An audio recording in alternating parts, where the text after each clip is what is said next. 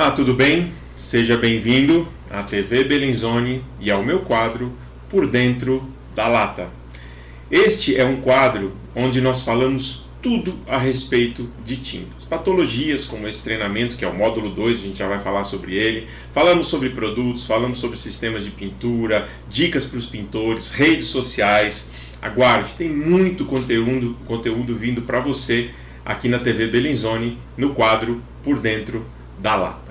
Bem, esse é o módulo 2 do treinamento de patologias em pinturas. Se você não viu o módulo 1 ainda, clica aí, busca aí, vai lá atrás e busca o módulo 1 de patologias em pinturas. Depois você assiste esse aqui, que é o módulo 2. Como eu falei anteriormente, esse treinamento de patologias e pinturas será dividido em 4 módulos, ok? Então vamos começar o segundo módulo de patologias em pinturas e nós vamos falar de bolhas e descascamentos. Olha só, um problema super comum, né? Super dia a dia, eflorescência, saponificação e calcinação, manchas por migração e vamos falar também de excesso de brilho, tá? Vamos em frente que tem muito conteúdo por aí.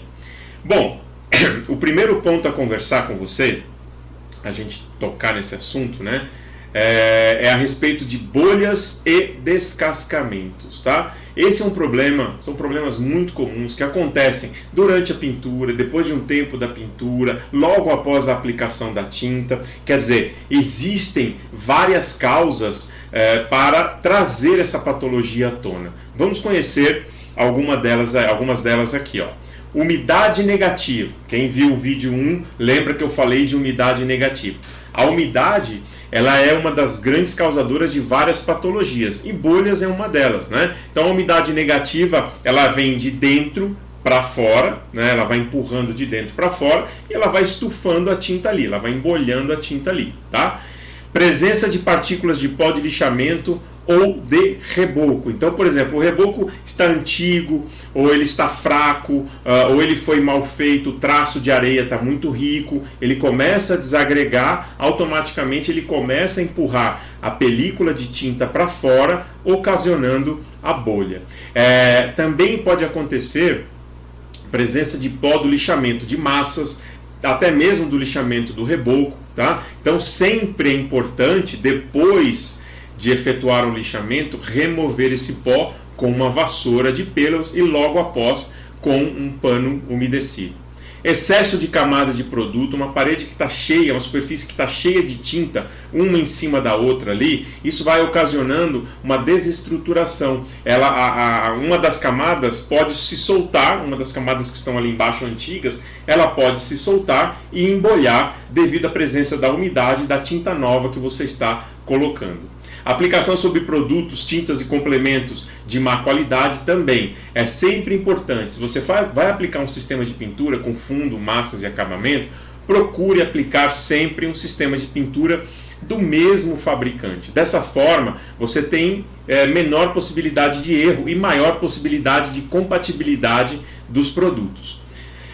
Massa raspada, PVA ou acrílica. O que isso quer dizer, massa raspada? É uma camada de massa, seja ela acrílica ou seja ela PVA, muito fina. A massa acrílica ou PVA ela não foi feita para ser aplicada em camadas muito finas. Quer dizer, você pode até aplicar em camadas finas, mas você aplica de 2 a 3 camadas finas para gerar uma camada mais grossa. Quando você quer apenas uma só camada muito fina, a probabilidade de bolhas é muito grande, ok? Então aí tem que remover essa massa e aplicar uma camada um pouco mais grossa para você não ter esse problema de bolhas, tá? Pintura sobre superfícies quentes, claro, é a famosa fervura, né? A superfície metálica, por exemplo, está muito quente, entra em contato a tinta diretamente sobre ela, ela ferve automaticamente, ela vai subir uma bolha, às vezes essa bolha estoura e vira uma cratera, ou não, ou ela vira somente uma bolha mesmo e fica estufada ali para fora. Então evite pintar em superfícies quentes. Pintura sobre superfície brilhante também. Quando você não tem uma superfície que tenha um coeficiente de aderência muito bom, esteja muito brilhante, uma superfície de fórmica, por exemplo, uma superfície de vidro, um laminado que tenha aí um brilho um pouco mais alto, se você não fosquear essa superfície com lixamento, você vai ter problema de bolhas sim, ok? Reboco fraco, soltando grãos, esfarelando, a gente viu lá no item 2 aqui, a gente falou sobre isso e eu estou reforçando aqui, tá? É importantíssimo, o reboco ele não pode ficar exposto ao tempo, o traço de areia, cimento e água e cal tem que estar correto, se ele ficar exposto ao tempo ele vai se desestruturar e você vai ter problema de esfarelamento, provavelmente você vai ter problema de bolha, então cuidado com essa preparação e exposição do reboco. Massa PVA aplicada em área externa ou área molhável. Não pode. A massa PVA ela foi feita somente para aplicar em áreas internas não molháveis, que não recebam água. Quer aplicar em área externa? Utiliza uma massa acrílica, que é feita justamente para isso. Não misture nada. Muitos pintores perguntam para mim, Filipão, posso misturar um fundo preparador na massa PVA, aplicá-la do lado de fora? Ou aplico a massa PVA e sobre ela eu aplico um fundo preparador para ela aguentar? Não, ela não tem resina suficiente para suportar a água. Ela vai desagregar, ela vai embolhar, ela vai te dar problema posteriormente. Então, massa PVA em área externa, área molhável, é uma das causas também do aparecimento de bolhas. Falta de lixamento. Lembra que eu falei anteriormente aqui, ó, superfície brilhante? É o mesmo ponto. Você tem que lixar.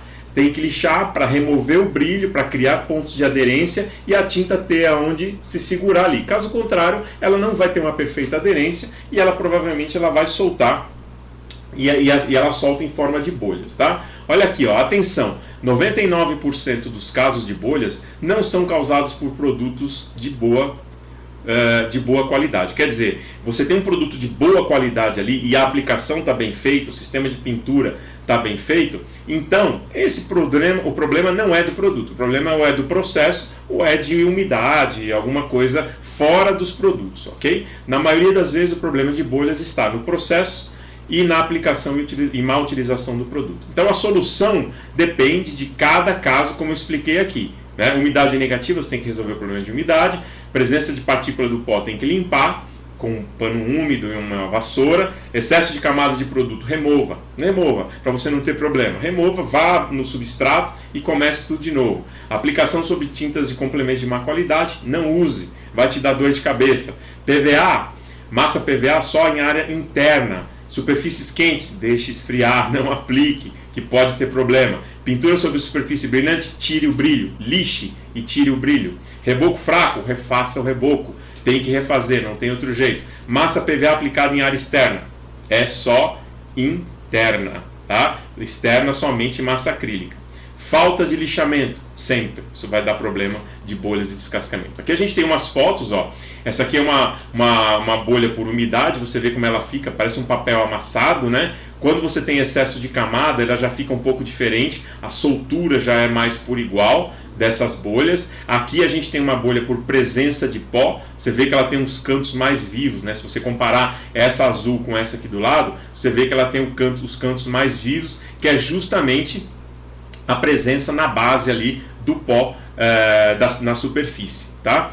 Presença de brilho, olha como a tinta despela, né, ou descasca, né? Presença de brilho aqui é batata, principalmente em esmaltes à base d'água, que você vai aplicar sobre um esmalte à base de solvente, por exemplo, você tem que lixar, remover o brilho, limpar e pintar, não tem como, ok? Reboco fraco, olha aqui o reboco fraco, o que ele faz, né? Ele forma bolha e logicamente depois ele vai descascar, olha esse descascamento aqui também. Ele forma bolha e depois ele vai estufar, depois ele começa a descascar, o reboco começa a desagregar, na verdade. Aqui tem que refazer esse reboco, não tem jeito. Calcinação, tinta de má qualidade, também aqui, ó, aquele processo de calcinação a gente vai ver mais pra frente, mas a calcinação também causa esse tipo de problema, ok? Então, antes de verificar a superfície, cuidado, veja se não tem nenhum problema de umidade, se o reboco está perfeito, se foi bem lixada a parede e assim por diante, tá bom? Eflorescência, calcinação e saponificação. Esses são três problemas bastante parecidos. Na verdade a aparência deles é bastante parecida, mas vamos entender a causa e a aparência, causas e os locais de cada um. No caso da eflorescência, elas parecem manchas esbranquiçadas, esfumaçadas, com a pintura desbotada, né? A gente vai ver foto aqui mais para frente. Causas: a umidade negativa, aqui está aqui embaixo, a umidade negativa em forma líquida ou em forma de água, com arraste de material alcalino, reboco não curado, infiltrações, umidade ascendente, etc. O que isso quer dizer?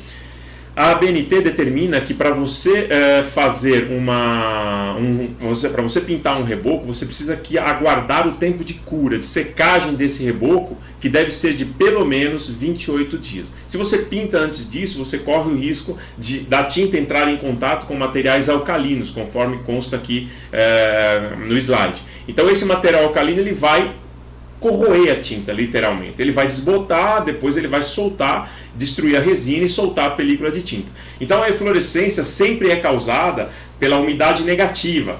De novo, volta lá no módulo 1 que vocês vão entender a umidade negativa.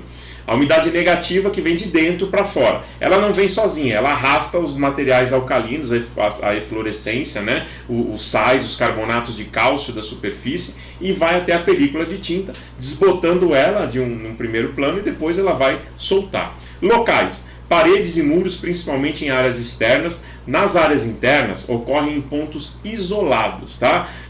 Quando você vê uma eflorescência em área interna, é um ponto de migração de água isolado. Em áreas externas, você vê isso com mais frequência. Não deixam de ser pontos isolados também. A eflorescência ela se nota mais em pontos isolados, só que internamente são mais pontuais essas manchas. Saponificação. São manchas esbranquiçadas, esfumaçadas, e a tinta fica toda pegajosa. Vou explicar. Umidade negativa em argamassas com migração de material alcalino. É a mesma causa aqui, ó, da eflorescência. Presença de removedores ou soda cáustica também pode causar. Se você tem uma superfície com resíduo de removedor, você não remove direito, ou soda cáustica, por causa do uso até do removedor que tem soda cáustica na composição, você não remove e você aplica um esmalte, né, a gente vai ver aqui para frente, né, você aplica um esmalte sintético, essa saponificação, só para deixar bem claro, ela acontece em tintas a óleo e tintas esmalte sintético. A eflorescência, ela acontece em tintas acrílicas, tintas PVAs à base d'água. O processo é muito parecido, só que a aparência é um pouco diferente, tá? Aonde você nota a saponificação? Paredes e muros internos ou externos pintados com tintas sintéticas a óleos ou esmaltes. Está vendo aqui que eu expliquei? Ó? Por quê? Por que se chama saponificação? Saponificação é o processo de fazer sabão. Tá? Mas o que tem a ver, Filipão, o sabão com a saponificação, com a parede, com a tinta? A tinta a óleo, ela leva, o próprio nome já diz, ou esmalte, ele leva um óleo secativo na composição. Para você fazer sabão, você necessita de óleo e um álcali, um ácido no caso, né? A alcalinidade está na própria parede, está ali, vindo por causa da umidade ou vindo por causa da presença de removedores, como eu marquei aqui. Então, a tinta vira literalmente o sabão, ela espuma mesmo. Se você jogar água, ela vai espumar e ela fica completamente pegajosa. E a calcinação, o que vem a ser a calcinação? Ela tem uma aparência de um esfumaçamento esbranquiçado generalizado, desbotamento uniforme ou não da tinta. A calcinação, normalmente, ela acontece de forma mais uniforme, porque ela é a degradação do filme da tinta, da película da tinta. A película da tinta vai degradando uniformemente e você vai vendo manchas esbranquiçadas. A gente vai ver uma foto, vocês vão entender. Como eu disse, degradação da película da tinta devido à ação das intempéries, falta de manutenção e repintura. Se você deixa o prédio lá ou a casa exposta a sol e chuva durante muitos e muitos anos, a resina, que é a matéria-prima que dá estrutura para a tinta, ela vai embora e fica praticamente na parede os pigmentos e as cargas. E estes, eles são em pó, né? Então você passa a mão, vou te mostrar uma foto aqui, você passa a mão na parede e ele sai tudo na tua mão. E onde acontece? Paredes, muros e fachadas em áreas externas. A calcinação, ela acontece em áreas externas. Vamos dar uma olhada aqui, olha essa foto, olha a eflorescência como é, essa primeira foto de cima à esquerda aqui, olha a eflorescência como é. São manchas esbranquiçadas em pontos isolados. Isso aqui o que é? É a vinda, né, quer dizer, a migração dos álcalis, dos carbonatos de cálcio de dentro do reboco para fora, causada por uma umidade em algum ponto desse piso aqui em cima. Está havendo alguma migração em algum ponto desse piso, a água está entrando pelo muro ou por essa mureta e migrando para fora e causando essas manchas. Olha aqui embaixo também, olha aqui, olha isso aqui, olha o estado dessa eflorescência. Acho que você que está me vendo aí já deve ter visto alguma parede que você percebe que parece que tem um sal, né? O sal, o açúcar, parece um algodão branco, essas marcas aqui, ó. Isso aqui é eflorescência também, só que num grau muito mais avançado do que essa de cima. Essa, por enquanto, manchou a película de tinta. Essa aqui já destruiu a película de tinta e todos os carbonatos e alcalinidade estão migrando pela superfície. Agora, olha a calcinação. Essa aqui é a minha mão, tá? Por coincidência, é uma obra perto aqui de casa, que eu achei para fotografar. Olha como a minha mão fica esbranquiçada, a tinta fica esbranquiçada. Era um azul muito mais vivo que esse, tá? E olha como ele ficou todo esbranquiçado. Aqui a mesma coisa, a tinta descascando, a tinta nova, porque foi pintada sobre uma superfície calcinada. Agora olha a saponificação.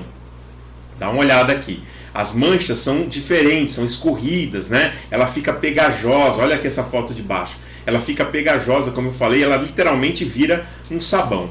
Tá, Filipão, o que eu faço para resolver esse problema aqui? Nesse caso da eflorescência e nesse caso da saponificação, o primeiro ponto a ser feito é sanar o problema de umidade negativa, de dentro para fora. De novo, quem não viu o módulo 1, lá eu explico sobre umidade negativa. Então você tem que sanar o problema de umidade negativa. Posteriormente, você tem que lixar tudo isso daqui, ó. Lavar, lixar. Essa aqui então você tem que remover completamente essas partes soltas. No caso da eflorescência, como eu falei anteriormente, são tintas à base d'água. Você tem que lavar, aqui por exemplo, lavar, aqui raspar, mas ambos lavar também, entrar com fundo preparador e repintar, mas sempre resolvendo o problema de umidade antes. Nesse caso aqui da saponificação não tem o que fazer, tem que remover todo esse esmalte ou toda essa tinta óleo, porque está completamente comprometido. Se tiver problema de umidade, também sanar o problema de umidade. Se tiver algum resíduo de removedor ou soda cáustica, remover, limpar muito bem isso com solvente, etc. E aí entrar com fundo preparador e repintar, tá? Tá na dúvida? Contrata aí, consulta sempre um pintor profissional, tá bom? Vamos em frente. Manchas por migração. Locais onde ocorrem essas manchas por migração: paredes, tetos, forros de madeira, portas, placas de gesso, etc.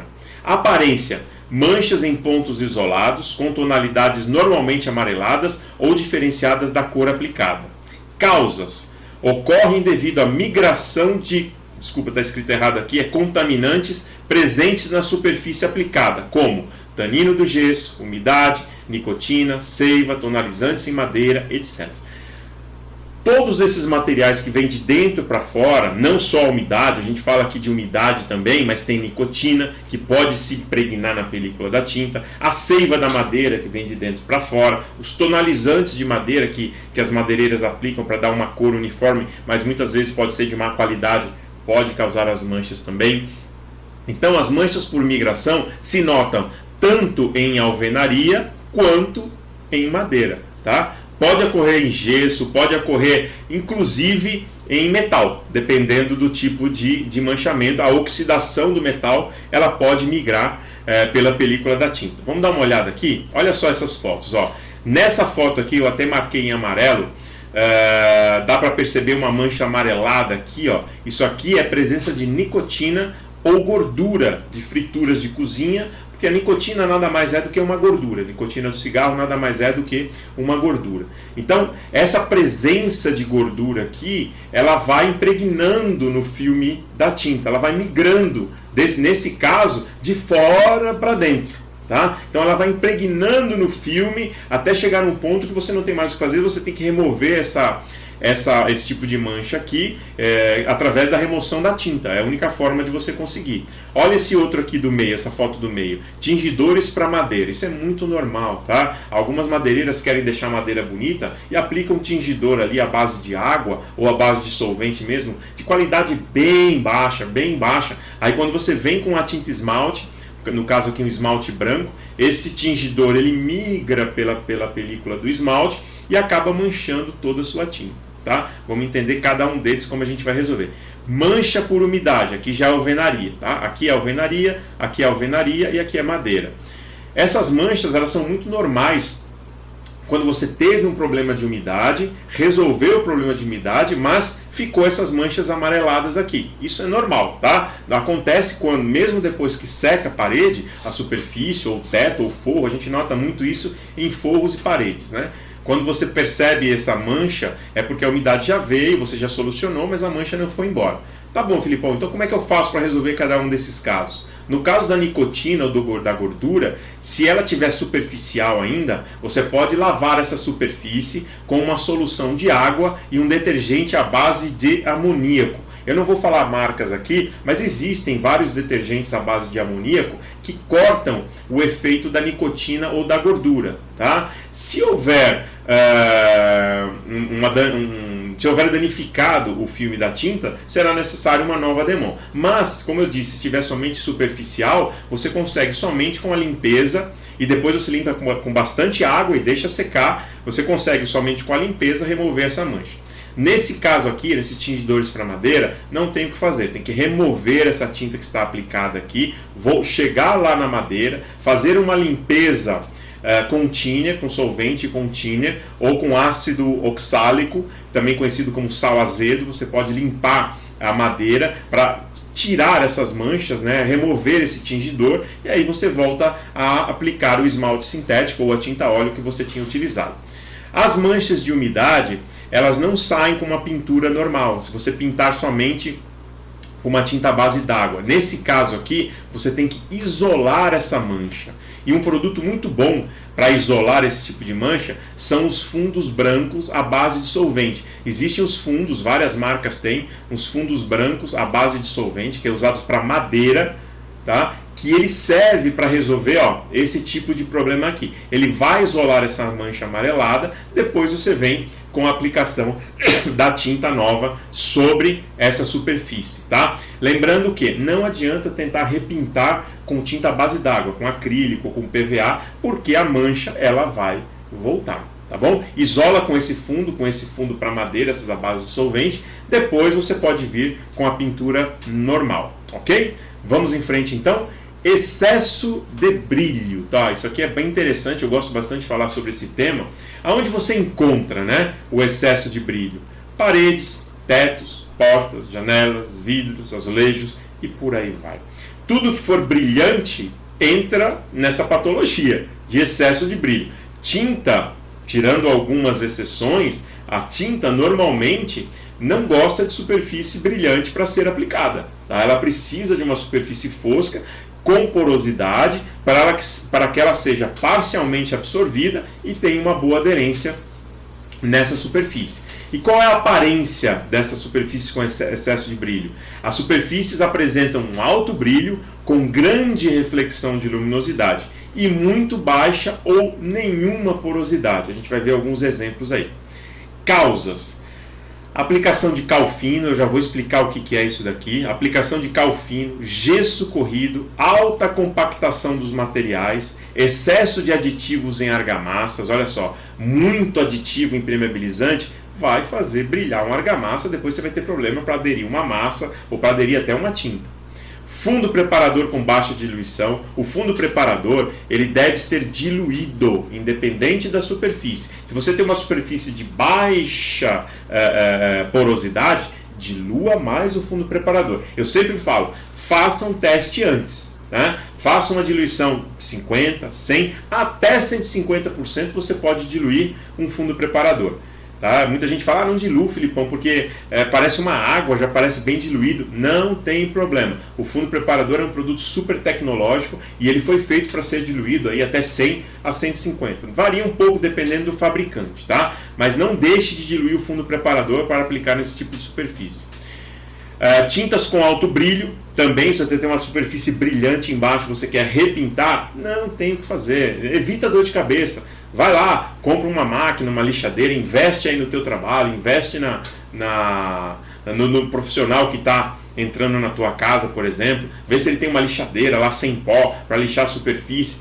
Isso aí, lixar, já foi o tempo que lixar era uma dificuldade. Hoje já é muito mais fácil o processo. Então traga o fosqueamento, remova o brilho através do lixamento. Alta tensão superficial de azulejos, vidros, fórmicas, etc. Eu vou explicar nessa foto aqui o que é alta tensão superficial, tá bom? Mas vamos em frente aqui para vocês entenderem o que é cada um desses materiais, o que são cada um desses materiais. Cal fino.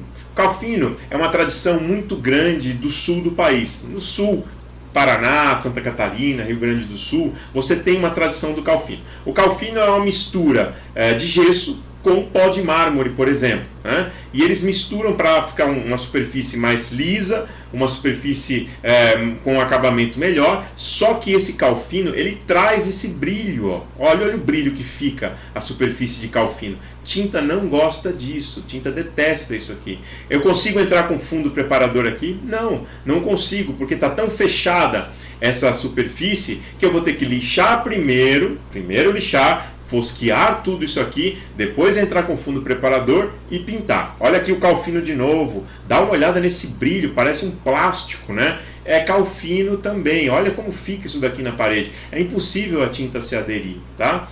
Gesso corrido também, existe um brilho, apesar de talvez não dê para ver tanto aí através do vídeo, mas existe um brilho aqui nessa área, por quê? Porque da alta compactação dos materiais, foi extremamente compactado e essa alta compactação, ela forma brilho, também não tem o que fazer, tem que quebrar na lixa, como a gente diz, né? Dar uma boa lixada, tirar o pó, entrar com fundo preparador ou tinta para gesso e aí repintar, né? Ou aplicar direto a tinta para gesso. Fundo preparador, olha esse teto aqui também, ó. Olha aqui o brilho que tem aqui. Não tem como. Aqui o fundo preparador, ele não foi diluído, ou ele foi aplicado em camada muito espessa, uma quantidade muito grande de fundo preparador. Não dá. Nesse caso aqui tem que lixar, fosquear todo esse forro e repintar. Superfícies vítreas, o que é? Azulejo, vidro, fórmica, brilhante, são superfícies que têm problemas de aderência. Esse tipo de superfície, como azulejo, vidro, normalmente não se lixa. Ou você aplica produtos específicos para esse tipo de superfície, que existem produtos à base d'água, com aderência muito boa sobre azulejo, superfícies vítreas, ou se você quiser, por exemplo, maciar, tirar esses rejuntos desse azulejo, você pode aplicar aí um wash primer, ou um fundo fosfatizante, ou um fundo epóxi, para criar uma ponte de aderência, quer dizer, é um lixamento químico, vamos dizer dessa forma, é uma ponte de aderência para justamente ter uma boa performance de aderência da massa que você vai aplicar sobre ele. E aqui a gente tem o que a gente chama de tensão superficial. Olha o mosquitinho aqui que eu coloquei, ó. Isso é tensão superficial. O mosquito, logicamente, é leve, ele está apoiado aí pelas 4 patinhas, 5, 6 aqui na frente dele. Então o peso dele não é suficiente para afundar dentro da água, porque a água ela tem uma resistência, ela tem uma tensão superficial. Na superfície, nas paredes, é a mesma coisa. Aqui nessas 3 gotículas aqui embaixo, dá para perceber exatamente isso, ó. Imagina que aqui é uma superfície de alta tensão superficial, tipo um vidro, tá? Essa gotinha aqui, ó. Imagina que é uma gota de tinta que está sobre um vidro. Aqui é uma gota de tinta que está sobre uma tinta fosca. E aqui é uma gota de tinta que está sobre uma massa, tá? Quer dizer, você vê a diferença de absorção. Essa primeira tinta aqui já está sendo absorvida pelo substrato, pela superfície. No caso, eu coloquei em teoria aqui uma massa. Essa outra aqui, ó, essa gotinha de tinta aqui do meio, já não está com a mesma absorção dessa. Por quê? Porque a superfície já não tem porosidade suficiente. Então ela é levemente absorvida e para por ali. Tá? E essa aqui então, essa primeira aqui, olha, essa primeira gotinha aqui, aí essa que não está sendo absorvida de jeito nenhum, porque é uma superfície praticamente zero absorção. Então, para que a tinta tenha um poder de aderência, um poder de cobertura, uma boa aplicabilidade, o coeficiente de porosidade, né, a quantidade de poros, tem que estar entre esses dois aqui. O ideal é aqui ou aqui, tá? Entre esses dois pontos é o coeficiente de porosidade ideal. Nesse ponto aqui você já vai ter problema de respingamento, de escorrimento, de falta de cobertura e aderência. Ok? Ficou claro aí? Então tá bom.